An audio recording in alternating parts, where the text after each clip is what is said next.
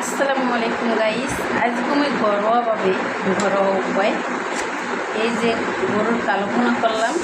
এই গরুর কালো ভুনের দেখবো তোমরা দেখো যেমন কালো ভুনা রয়েছে নি, তোমরা সবাই ঠিকঠাক মতন কমেন্টে কিন্তু জানাবা। তাই আমি গরুর কালো ভুনাটা লইছি আর এহিনি করলাম একেবারে পাতলা মুসুরির ডাল।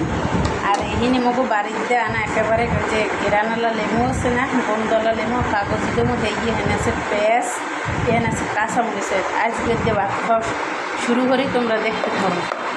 প্রথমে একটু নুন দিয়ে দিলাম, এরপরে লেবুর রসটা একটু চিপে লইলাম।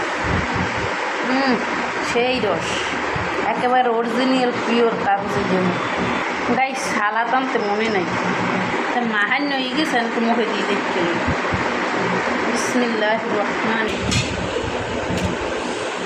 রহিম। সেই তো মাশাআল্লাহ গাইস, এতক্ষণ মই খাইয়ে লইলাম হোক না গরুর গোস্ত দেবা তেন ডাল লইলি। আর মোর একটা অভ্যাস হয়েছে, মই মুরগা রান্ধি আর গরু রান্ধি যাই রান্ধি মোর এর লগে কিন্তু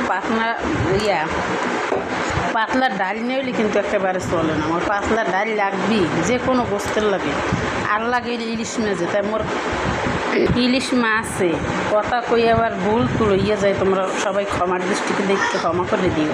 তাই আজকে দুপুরের খাওয়ানটা এই পর্যন্ত। কেমন সবাই ভালো থাকবে, সুস্থ থাকবে আর কমেন্টে জানাবে। আল্লাহ হাফেজ।